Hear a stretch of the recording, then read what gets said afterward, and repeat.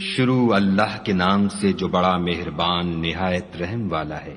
نون قلم کی اور جو اہل قلم لکھتے ہیں اس کی قسم کہ اے محمد صلی اللہ علیہ وآلہ وسلم تم اپنے پروردگار کے فضل سے دیوانے نہیں ہو، اور تمہارے لیے بے انتہا اجر ہے، اور تمہارے اخلاق بڑے عالی ہیں۔ سو ان قریب تم بھی دیکھ لوگے اور یہ کافر بھی دیکھ لیں گے کہ تم میں سے کون دیوانہ ہے۔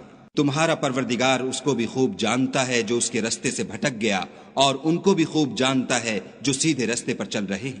تو تم جھٹلانے والوں کا کہا نہ ماننا۔ یہ لوگ چاہتے ہیں کہ تم نرمی اختیار کرو تو یہ بھی نرم ہو جائیں، اور کسی ایسے شخص کے کہے میں نہ آ جانا جو بہت قسمیں کھانے والا ذلیل اوقات ہے، طعن آمیز اشارتیں کرنے والا، چغلیاں لیے پھرنے والا، مال میں بخل کرنے والا، حد سے بڑھا ہوا بدکار، سخت خو اور اس کے علاوہ بدذات ہے، اس سبب سے کہ مال اور بیٹے رکھتا ہے۔ جب اس کو ہماری آیتیں پڑھ کر سنائی جاتی ہیں تو کہتا ہے کہ یہ اگلے لوگوں کے افسانے ہیں، ہم ان قریب اس کی ناک پر داغ لگائیں گے۔ ہم نے ان لوگوں کی اسی طرح آزمائش کی ہے جس طرح باغ والوں کی آزمائش کی تھی، جب انہوں نے قسمیں کھا کھا کر کہا کہ صبح ہوتے ہوتے ہم اس کا میوہ توڑ لیں گے، اور انشاءاللہ نہ کہا۔ سو وہ ابھی سو ہی رہے تھے کہ تمہارے پروردگار کی طرف سے راتوں رات اس پر ایک آفت پھر گئی، تو وہ ایسا ہو گیا جیسے کٹی ہوئی کھیتی۔ جب صبح ہوئی تو وہ لوگ ایک دوسرے کو پکارنے لگے کہ اگر تم کو کاٹنا ہے تو اپنی کھیتی پر سویرے ہی جا پہنچو۔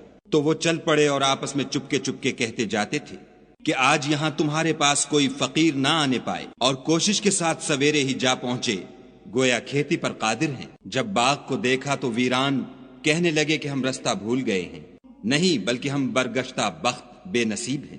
ایک جو ان میں فرزانہ تھا بولا، کیا میں نے تم سے نہیں کہا تھا کہ تم تسبیح کیوں نہیں کرتے؟ تب وہ کہنے لگے کہ ہمارا پروردگار پاک ہے، بے شک ہم ہی قصوروار تھے۔ پھر لگے ایک دوسرے کو رو در رو ملامت کرنے، کہنے لگے ہائے شامت، ہم ہی حد سے بڑھ گئے تھے۔ امید ہے کہ ہمارا پروردگار اس کے بدلے میں ہمیں اس سے بہتر باغ عنایت کرے۔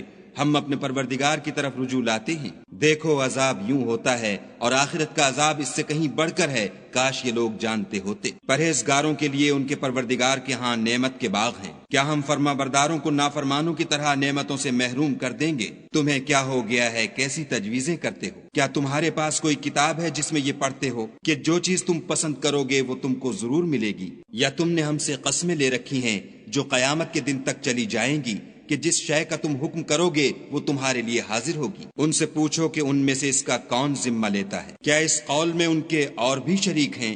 اگر یہ سچے ہیں تو اپنے شریکوں کو لا سامنے کریں۔ جس دن پنڈلی سے کپڑا اٹھا دیا جائے گا اور کفار سجدے کے لیے بلائے جائیں گے تو وہ سجدہ نہ کر سکیں گے، ان کی آنکھیں جھکی ہوئی ہوں گی اور ان پر ذلت چھا رہی ہوگی، حالانکہ پہلے اس وقت سجدے کے لیے بلائے جاتے تھے جبکہ صحیح و سالم تھے۔ تو مجھ کو اس کلام کے جھٹلانے والوں سے سمجھ لینے دو، ہم ان کو آہستہ آہستہ ایسے طریق سے پکڑیں گے کہ ان کو خبر بھی نہ ہوگی، اور میں ان کو مہلت دیے جاتا ہوں، میری تدبیر قوی ہے۔ کیا تم ان سے کچھ اجر مانگتے ہو کہ ان پر تاوان کا بوجھ پڑ رہا ہے، یا ان کے پاس غیب کی خبر ہے کہ اسے لکھے جاتے ہیں؟ تو اپنے پروردگار کے حکم کے انتظار میں صبر کیے رہو، اور مچھلی کا لقمہ ہونے والے یونس کی طرح نہ ہونا کہ انہوں نے خدا کو پکارا اور وہ غم و غصے میں بھرے ہوئے تھے۔ اگر تمہارے پروردگار کی مہربانی ان کی یاوری نہ کرتی تو وہ چٹیل میدان میں ڈال دیے جاتے اور ان کا حال ابتر ہو جاتا۔ پھر پروردگار نے ان کو برگزیدہ کر کے نیکوکاروں میں کر لیا، اور کافر جب یہ نصیحت کی کتاب سنتے ہیں تو یوں لگتے ہیں کہ تم کو اپنی نگاہوں سے پھسلا دیں گے،